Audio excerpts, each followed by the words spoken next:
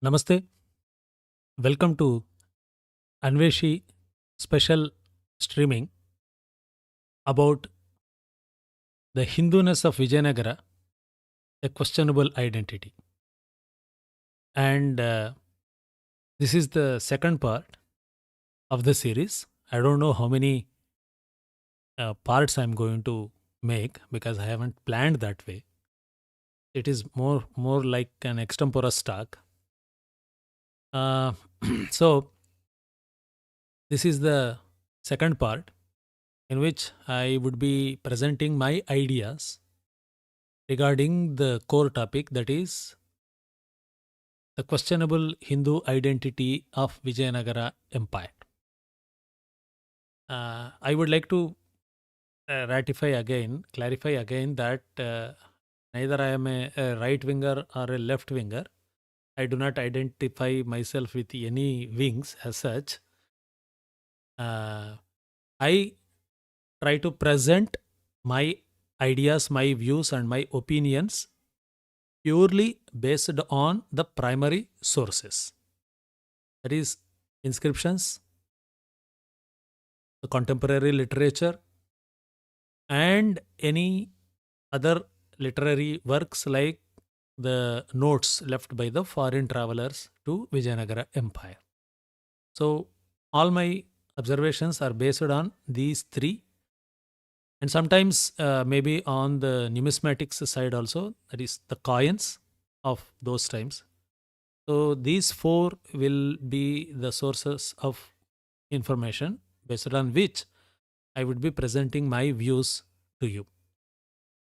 So that said, before venturing into the topics that I have chosen for this part, so before diving into the second part, I wish to recap the key points from the previous episode.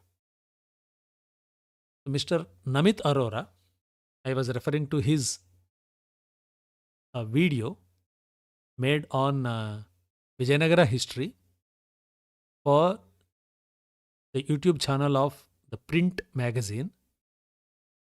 And in that, Mr. Namit Arora questioned the Hinduness of the Vijayanagara Empire, thereby asserting that instead of being a Hindu state, it was a secular and syncretic state. He cited four primary markers to support his assertion. The first one is the fashion related one, like the adaptation of kabai, which is a kind of tunic, and kulavi, a long conical cap. Second marker is the Muslim units present within the ranks of Vijayanagara military.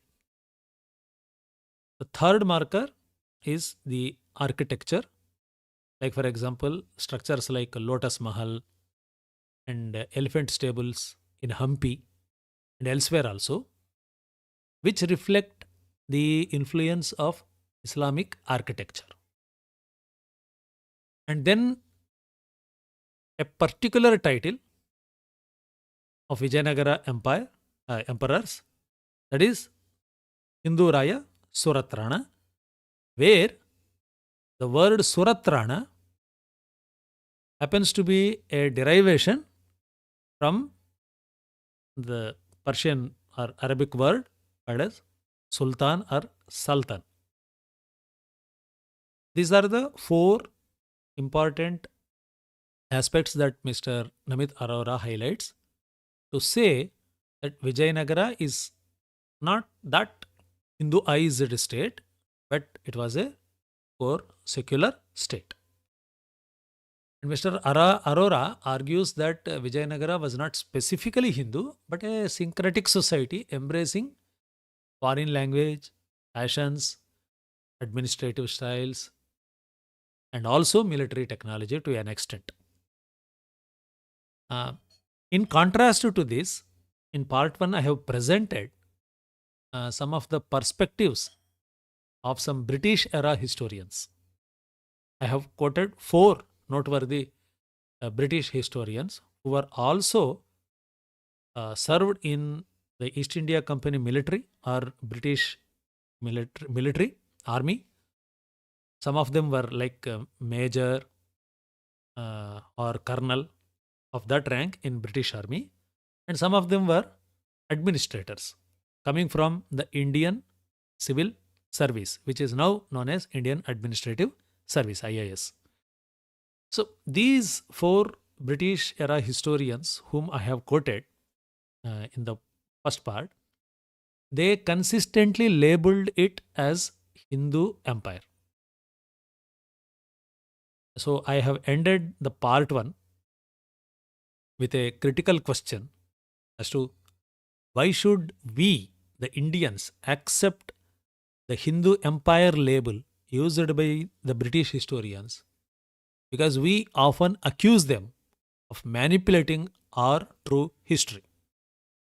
So if there is that kind of understanding of the British historians, then quoting their label of Vijayanagara Empire as Hindu state also will be part of manipulation of the history. So this is the question that I have raised. I will repeat again because this is an important and crucial question to understand. Why should we accept the Hindu Empire label used by British historians whom we often accuse of manipulating our history? So with this, I have closed part one, and now I will be putting forward my views about this Hinduness of Vijayanagara Empire.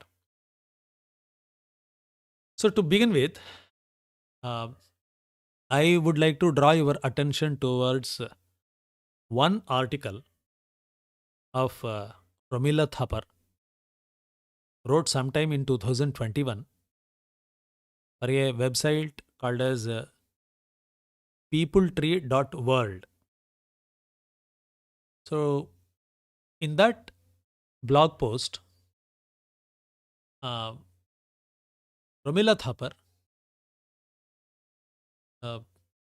makes some points which are quite relevant to understand why British historians have repeatedly addressed Vijayanagara Empire as a Hindu empire or Hindu kingdom or Hindu state. So Romila Thapar, in an article titled Interpretations of Early Indian History, published in 2021 in peopletree.world website, says that the Indian history has two substantial views of the past. One, colonial, and two, nationalist. So these are the two substantial views of the past of our country, colonial and nationalist. She says that the colonial view of Indian history is based on periodization. That means dividing the entire history of India into certain distinct periods, and she calls it as periodization. She quotes one James Mill, whom I understand that he is a Scottish historian from 19th century, who assumingly was the first one to mention this periodization of Indian history. So I think he is the first one to talk about three distinct periods in Indian history. So James Mill, in his History of British India, published sometime in 1818 or 1823 or so, argues that history of India has three distinct periods, and he calls them as Hindu civilization, Muslim civilization, and British period. So Hindu civilization, Muslim civilization, and the British. On this, Romila Thapar says that, I quote her exact words, quote, "These divisions were were endorsed by the assumption that the units of Indian society have always been monolithic religious communities, primarily the Hindu and the Muslim, which were mutually hostile.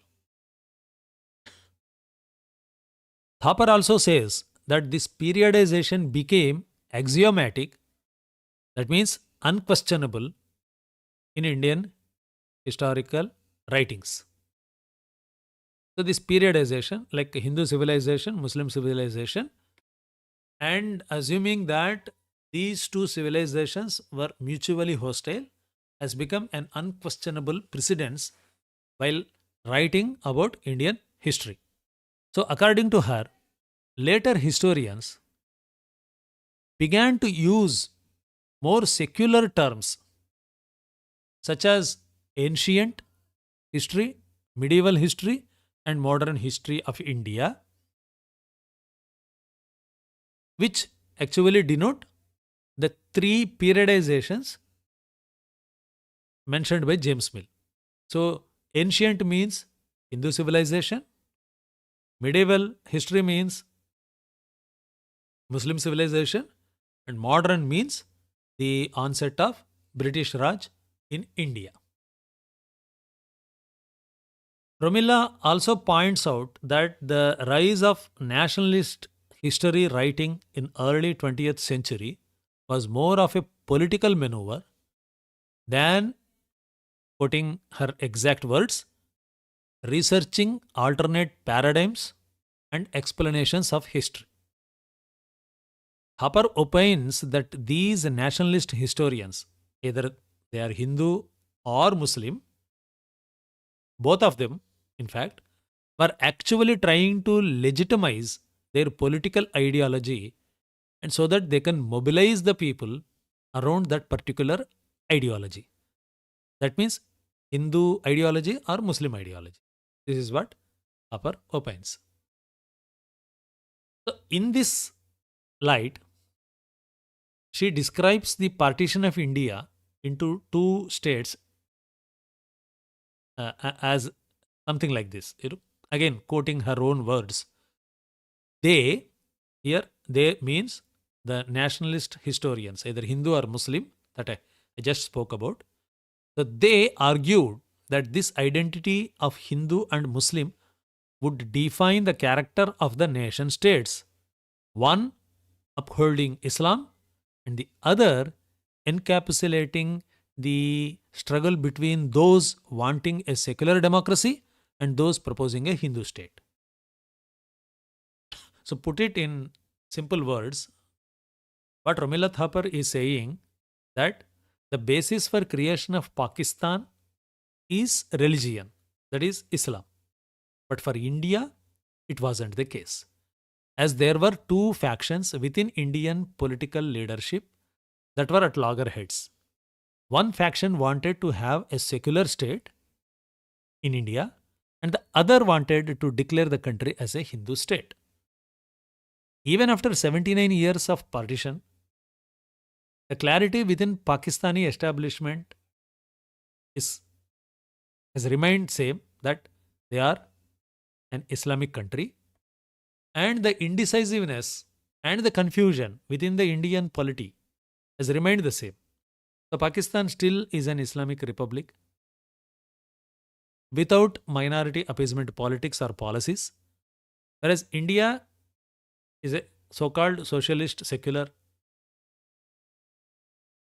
union frothing with religious appeasement politics and policies. So, this is, I think, this is what Romilla Thapar tries to say when she says that the identity of Hindu and Muslim would define the character of the nation states, one upholding Islam and the other encapsulating the struggle between those wanting a secular democracy and those proposing a Hindu state. So, this dilemma still exists in India. That said, as per Romilla Thapar, the nationalist historians of our times were more of a political ideologues than being true historians. This is her opinion. So, according to Romilla Thapar, whosoever according to Romila Thapar, whosoever started to rewrite the history of India or to purify the Indian history or simply promoting their political nationalist ideology, and they are not the actual historians who wanted to provide the alternative paradigms of the past. So we can thus understand from Thapar's views that the labeling of Vijayanagara as a Hindu empire is a colonial act by all means. That means all the British historians of 19th and 20th century who wrote about Vijayanagara Empire, either exclusively like Robert Sewell or as some chapters in their books like Colonel Wilsmark or W. Hunter. You can check all these names and their statements about Vijayanagara in part 1. So all these British historians of 19th and 20th century were trying to create a fault line between the Hindu and Muslim communities such that their grip over India can remain permanent. So the writings of Mark Wills, W. Hunter, T.W. Haig, Robert Sewell, etc.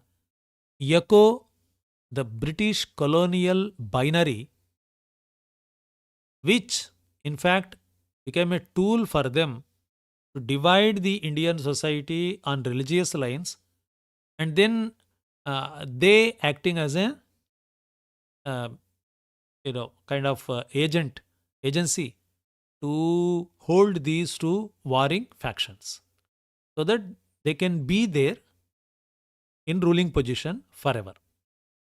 So according to Romila Thapar, the labeling of Vijayanagara Empire as Hindu state by these British historians of 19th and 20th century is far from the truth.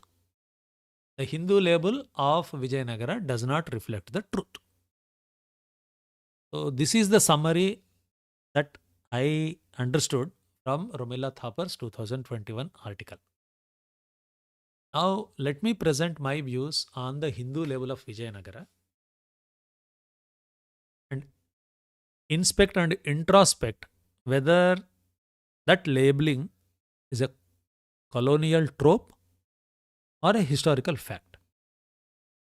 To do this, the first thing I wish to draw your attention is to the primary sources of the history or Vijayanagara history, that is, the inscriptions of Vijayanagara.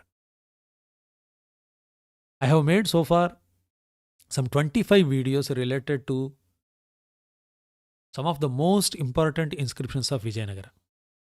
You can find these videos in one playlist by name Shasana Prapancham. Of course, all these episodes are in Telugu. So there is a playlist called as Shasana Prapancham. In that you can find all these 25 videos.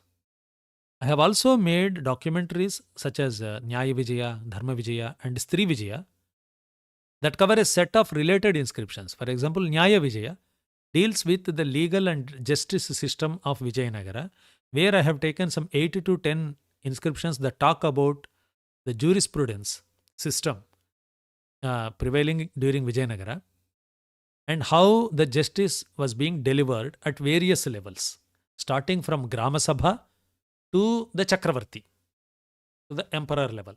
So that is Nyaya Vijaya. So it is collection of inscriptions that cover or that describe the same topic, that is legal and justice system of Vijayanagara.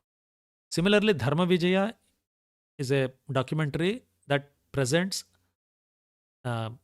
information collected from related inscriptions about charities. That means even though Tulu dynasty has overthrown Salava dynasty politically, but Tulu dynasty never ever revoked the grants and the charities instituted by Salava dynasty. Same goes with the Salava dynasty. which has uprooted Sangama dynasty and established its rule over Vijayanagara. The establisher of Salva dynasty, Salva Narasimharaya, in fact, renewed the grants issued during Chola period in Kolar district in present-day Karnataka. And what was the difference in terms of time between the Chola inscription and Salva Narasimharaya inscription related to the same grant? Almost 300 years. So, Salva Narasimharaya not only renewed the defunct grants starting from Chola's period up to Sangama's period. He has renewed many of the defunct grants issued by the same set of the same royal family that he has just uprooted from the power. That is Sangama dynasty. So this is about Dharma Vijaya. And Stri Vijaya is an interesting topic. The women in Vijayanagara period. What kind of role they have played. So there were provincial rulers from women acting as provincial rulers, acting as imperial officers, acting as commanders and conducting military operations. So Stri Vijaya talks about the women of Vijayanagara. So like that, you can say that I have not put, I didn't calculate how many number of inscriptions I have covered, but I think 80 to 100 inscriptions of Vijayanagara highlighting the then socio-religious economic aspects that are crucial for understanding have been covered by me in those 25 to 30 videos. So you can find them in that playlist, Yasana Prapancham. So why I am depending only on inscriptions to narrate history is that the contents of the stone inscriptions, or for that matter, metal plate inscriptions like copper plate inscriptions, can never be manipulated. They can never be overwritten. No fake copy can be produced, particularly for stone inscriptions. There are chances for producing a fake copper plate inscription, but stone inscriptions, impossible. So, stone inscriptions become the most trustworthy sources of history. They are the true, unbiased messengers of the past. What exactly happened in the past can be known by studying stone inscriptions. So, stone inscriptions become the care of address for factual history. Hence, I tried to base my arguments regarding the Hinduness of Vijayanagara on stone inscriptions of Vijayanagara. So, that is going to be the today's presentation. So before bringing in the stone inscriptions of Vijayanagara, let me put forward the 4 important markers, like how Mr. Namit Arora presented 4 important markers to say that the Hinduness of Vijayanagara Empire is questionable. Similarly, I would like to put forward 4 important markers that help us in identifying whether or not Vijayanagara a Hindu state. First one is the Prarthana shlokas or invocatory verses often used in the inscriptions of Vijayanagara. Do we find any kind of secular or syncretic statements, hints in those shlokas? Second marker is the Birudas and Prashastis. That is the titles and the eulogies of Vijayanagara rulers found in their inscriptions. Third one, the types of activities that were supported by the Vijayanagara ruler. By activities, what I mean is that it could be charity, or it could be a trade and commerce related, or it could relate to an invasion, a military operation, or it could relate to any peacetime works like social welfare, digging wells or digging irrigation channels or granting land to build some gardens, etc. So peacetime activities. So what kind of activities they have supported and what they tell us? Do they tell us that Vijayanagara was deeply rooted in the Vedic principles of lifestyle, or they were even their charities and trade, I mean, the other activities, civil activities were overtly influenced by the Islam or Christianity. So this is the third marker. And the fourth marker would be some miscellaneous references, which I will quote from time to time. So now let me begin with the first marker, that is the invocatory verses of Vijayanagara inscriptions.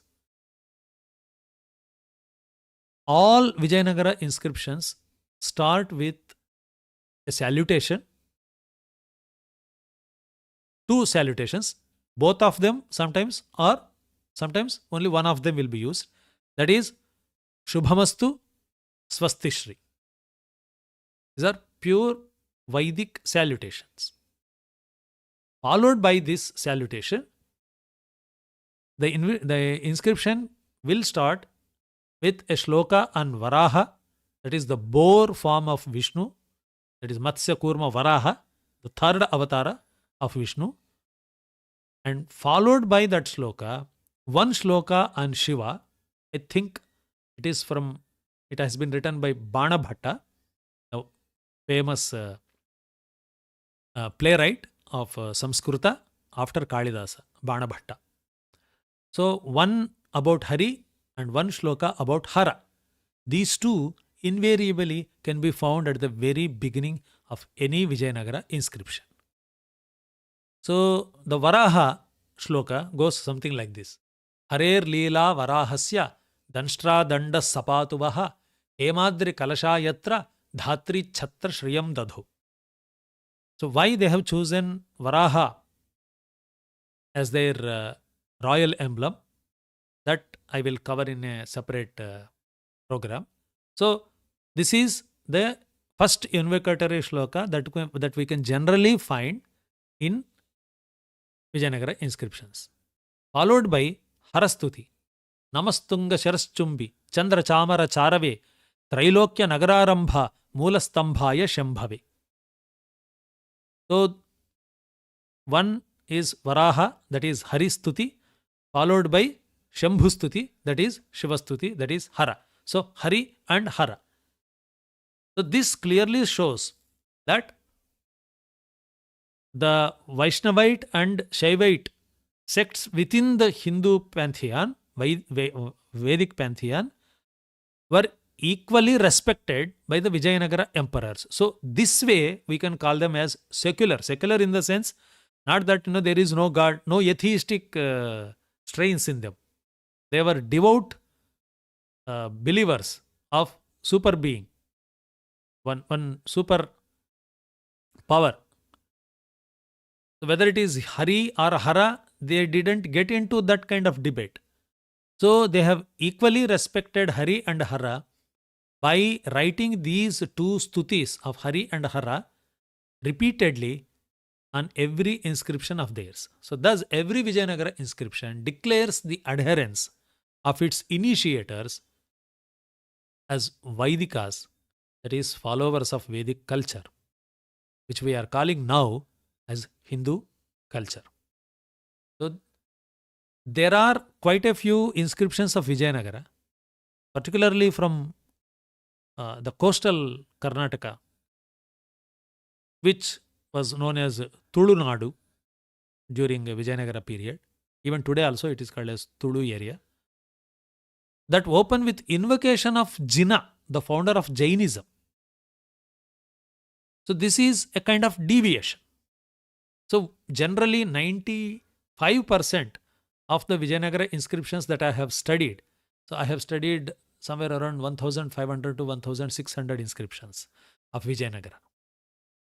So 95% of the inscriptions start with this Shubhamastu, Swastishri, and these two shlokas that I have read. Remaining small quantity of inscriptions, they have got different invocations like Sri Ganadhipataye Namaha, Sri Ramaya Namaha, without those two shlokas which I have referred. So, in that category comes these Jina Shasanas, where there is no invocation of any Hindu god, but the invocation of Jina, the founder of Jainism. For example, the Kaikini inscription of Devaraya I from the year 1417 begins with this kind of invocation. Srimat Paramagambhira Shvadvadamogha Lanchanam Jia Trailokyanathassya Shasanam Jina Shasanam. This inscription doesn't mention any Vaidika Devata such as Hari, Arhara, or Ganapati, or Sri Rama. Though Jainas rejected Vedas and Puranas, they have embraced Ramayana and adopted this story into fitting to their theology. So if you are interested in Ramayana, and if you are a Telugu speaking, then I am I'm having a special program called as Ramayana Rahasyalu for members only, Anveshi members only, where I am exploring different Ramayanas like Bauddha Ramayanas, Jaina Ramayanas, and how they differ from Valmiki Ramayana. There are claims that, Buddha Ramakatha, one particular Buddha Ramakatha is the actual Ramayana from which Valmiki got inspired and wrote the Ramayana that we are reading today as Adikavya. So I'm exploring and dissecting and bisecting all these claims from historical perspective. So if you are interested, you can join Anveshi membership and listen to my Ramayana Rahasyalu episodes. So that said, so Jainas have adopted Ramayana, but they have rewritten that Ramayana as per their theology. So thus there is a cultural common background between Vaidika culture and Jaina, Vaidika tradition and Jaina tradition also. And Rama and Ramayana make that common background. So Jaina theology born in India is not like Islam or Christianity. That means it is not alien to Bharata Desha. Jaina Mata has originated here in this country. And the common ground was, even though Jainas rejected, like I said, rejected Veda and Upanishad and Puranas, but they have accepted Ramayana Itihasa and they rewrote that Ramayana according to their basic tenets of their theology. So there is some common ground. And Jainas have written their books in Samskrita alongside of using Prakrita language. So even R in the sense, because I am a Vaidika, so even Vaidika literature also is in Samskrita and in colloquial languages like Kannada, Tamil, Malayalam or Telugu for that matter. So we have got Vaidika Sampradaya. The tenets are being explained in Samskrita as well as Prakrita languages. So this Jina invocation in very few inscriptions, particularly coming from coastal Karnataka only, this cannot be cited as Vijayanagara rulers worshipping a non-Hindu deity. Even though Jina is being invocated instead of Hari and Hara, this we cannot call that as a big deviation because Jaina is very Indian in its nature and most of the practices also. Interestingly, all these Jina inscriptions, Jina Shasanas, were issued by the Jaina subordinates of Vijayanagara rulers and not directly by the Hindu rulers of Vijayanagara. So Vijayanagara rulers maintained their Hindu identity when they have issued their inscriptions directly with their name. But when some of their subordinates who follow a different religious uh, theology, like Jaina, they did not object. They allowed those subordinates to issue inscriptions by praising the gods of their theology, that is Jina. So, this is an important important marker that we can understand from Vijayanagara inscriptions. So, another important issue that we should understand is that if we have to go by this secular and syncretic nature of Vijayanagara, that it embraced Persian culture, Persian language, Persian fashions, etc., then there were Persians employed in Vijayanagara administration, mostly in military. Mr. Namit Arora also says the same thing, that there were many Muslim soldiers and captains working in Vijayanagara army. So how we can call Vijayanagara as a Hindu state? Agreed. But no no Vijayanagara emperor invoked Allah in their inscriptions. They have allowed their Jaina subordinates to invoke Jina in their inscriptions. But the Muslim officers within Vijayanagara political or administrative or military systems, there are inscriptions issued by these Muslim officers of Vijayanagara, but those inscriptions do not invoke Allah. So neither the inscriptions of Vijayanagara rulers invoke the God of Islam or Christianity in the during the Fagand of Vijayanagara period, nor the inscriptions issued by the Muslim officers also invoke their God. This point must be remembered. I am going to explain this with examples in a short while. So another important marker is that almost all Vijayanagara inscriptions end with the signature Shri Virupaksha. Shri Virupaksha. So Vijayanagara emperors always assumed them to be the representatives of Virupaksha of Hampi, that is Shiva. They always held Virupaksha as the true sovereign head of Vijayanagara Empire. And hence all their inscriptions carry the signature, instead of the name of the king being written at the bottom saying that yes, he is the authority who issued this particular charity. They say that it is by the order of Virupaksha. So issuing orders, whether that particular order is related to a religious charity or to a social cause like construction of a canal or construction of a water tank or construction of some other thing, or developing a new town altogether and filling it with people, or construction of a market yard. These are all secular activities, right? Even these inscriptions also, these secular inscriptions also begin with the invocation of Hindu gods and end with the signature of Sri Virupaksha.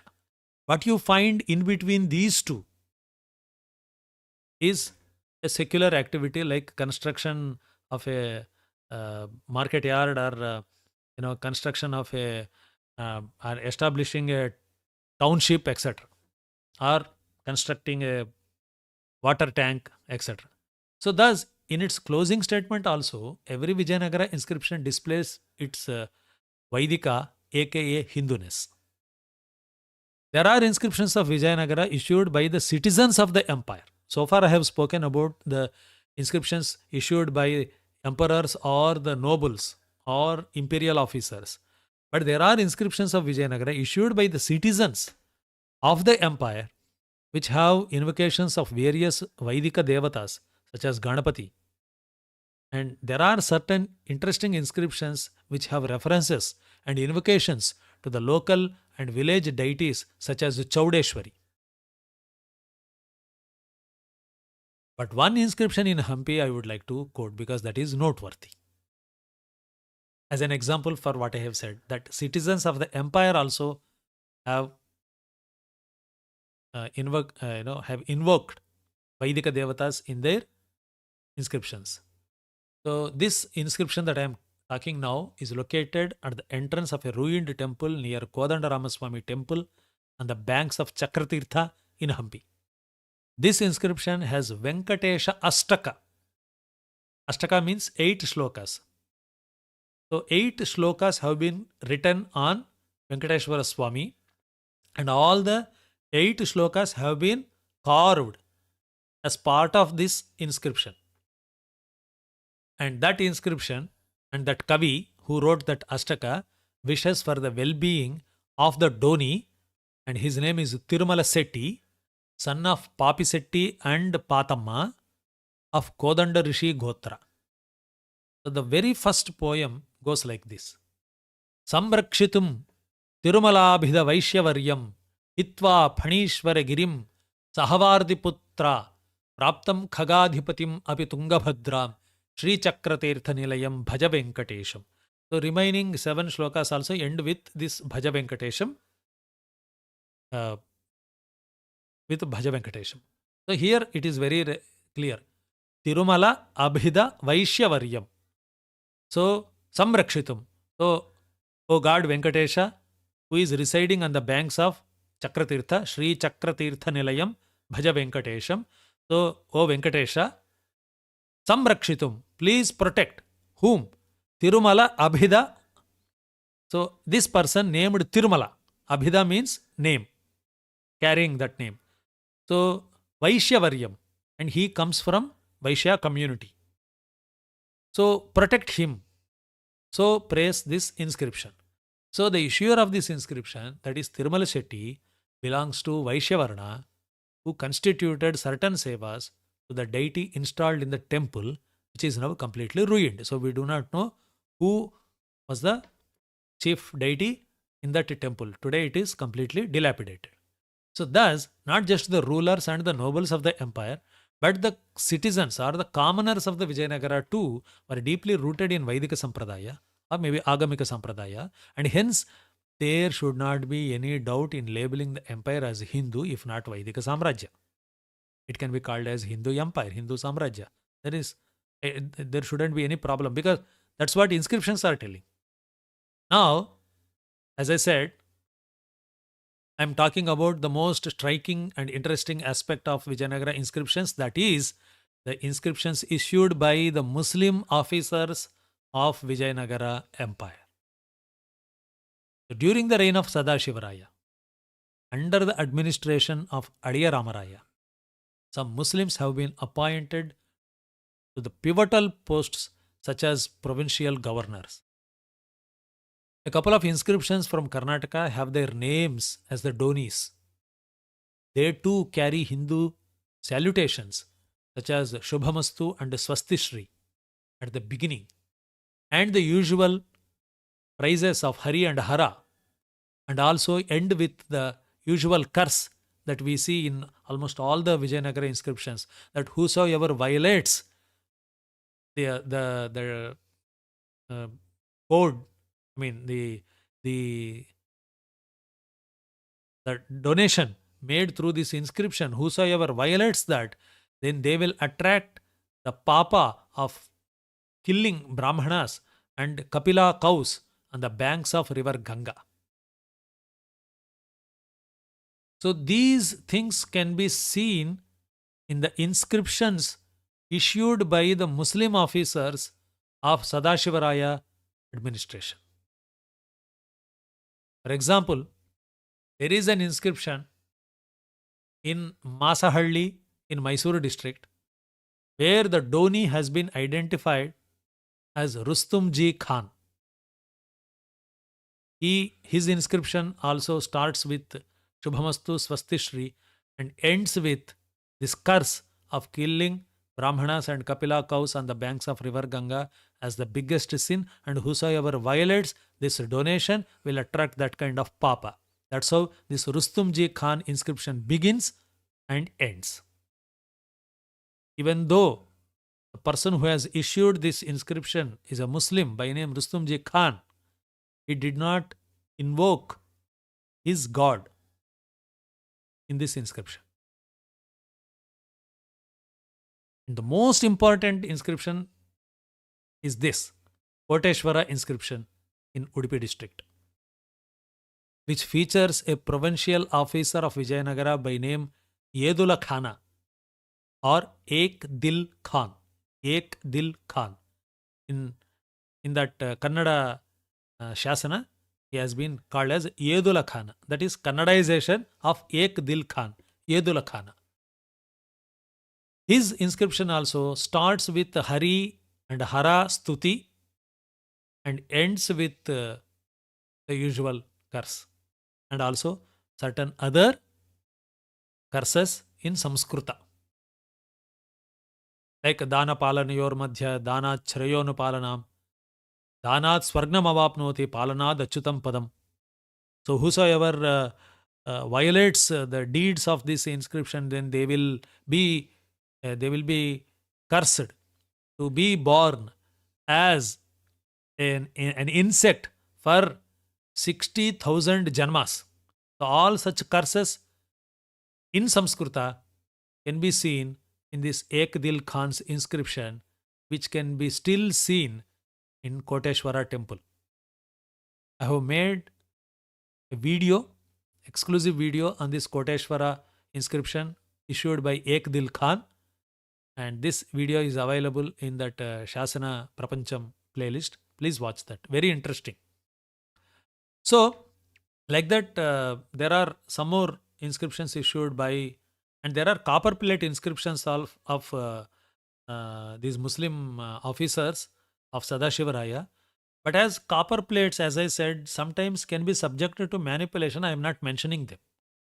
But the historians have approved, and epigraphists also have approved, that these copper plate inscriptions, which are now missing, during British time, these copper plate inscriptions were preserved in the Raichur district magistrate's office, that is district collector's office. But now these inscriptions, these copper plate, set of copper plate inscriptions of one particular Muslim officer have been lost. But luckily, we have got the text of those missing copper plate inscriptions covered by B.L. Rice, the great man whom we should thank a lot. A British missionary, but by training, but he was more like a Kannadiga by heart.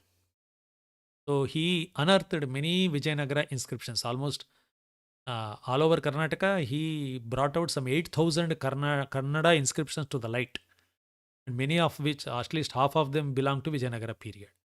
So luckily he captured the contents. Even in that copper plate inscription also, even that Muslim officer also invokes Hindu gods and deities and ends with the usual curses, that is Ganga, Brahmana, Kapila Govu, everything. He invokes the same thing in his copper plate inscriptions. So, under Vijayanagara rule, even the Muslim officers, either by force or by choice, that I cannot say now, but they have invoked Hindu gods and Hindu salutations only, and Hindu motifs like Ganga, Kapila Govu, Ganga, Brahmana, Mata, Pita, etc. But none of their original, none of the this one hints. I mean, none of their this one religious salutations or religious motifs, they did not invoke in their own inscriptions. whether they have openly embraced this Hindu system of issuing inscriptions, or they did it under force because they are just employees, not the absolute owners of that empire. I don't know. But this is one striking feature, which I think Mr. Namit Arora, or for that matter, even Romila Thapar ji, or any other like Irfan Habib, DC Koshambi, or DC Sarkar, all the modern historians who tend to say that Vijayanagara is not that Hindu, it is only a propaganda initiated by some nationalist historians like Ram Swarup or Sitaram Goyal, whom they won't consider at all as historians, or maybe Krishnaswamy Iyengar. So all these Nilakanta Shastri, our own Telugu great historian Dr. Nelutir Venkataramanayya, Chilukuri Veerabhadra Rao Garu, all these have painted Vijayanagara as Hindu state, but like Romila Thapar or Ram Sharma or DC Koshambi or DC Sarkar or Irfan Habib, all these historians, progressive historians, they dismissed that. But this is what I can see from the original, that is the stone inscriptions of Vijayanagara, that even the Muslim officers also invoked Hindu gods, used the Hindu iconography, and issued their inscriptions. They have donated to various temples. They have restored temples. But I have not found so far one inscription coming from any Muslim officer of Sadashivaraya administration erecting a mosque and issuing grants to it. Muslim officers issued grants as provincial rulers to Hindu temples. I have not come across so far in all the published inscriptions by ICHR, Indian Council of Historical Research, has covered almost 1,300 inscriptions of Vijayanagara in 5 volumes, and I have got only 4 volumes. 1 volume is out of print now. But in all those 4 volumes, I think it comes to close to 1,000 plus inscriptions. I have gone through each and every inscription of all those 4 volumes, and in no volume I could find any Vijayanagara inscription invoking in other than Hindu and Jaina gods. So thus, I think this is the clear-cut marker to say that Hindu emperors, nobles, officers, and the citizens have, they were deeply rooted either Vaidika or Agamika practice, which we can collectively call as Bharatiya Samskruti or Hindu-ness.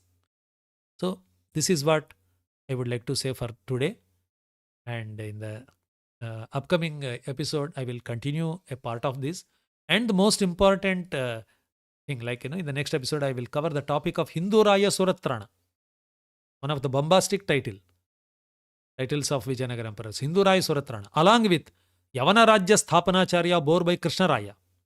So I will be talking about these two, which these historians say that it shows the Persianization of Vijayanagara elite, and hence Vijayanagara cannot be called as Hindu state, should be called as a secular state. So I will be talking about this Hindu Raya Suratrana and Yavana Rajya Sthapanacharya, that is establisher of Islamic country or Islamic state. That's what Vijayanagara Krishna Raya called himself. So why did he call himself like that?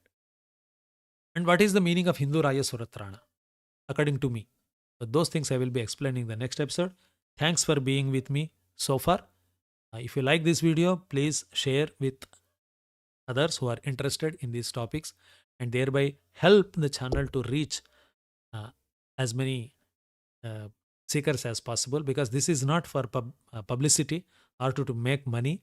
This is only to ensure, to request you that to help me to reach wider audience, so that more people can take interest in history and try to see through the gaps and find the truth buried deep under the dark realms of ignorance. So, with this, uh, request, I will close today's live stream.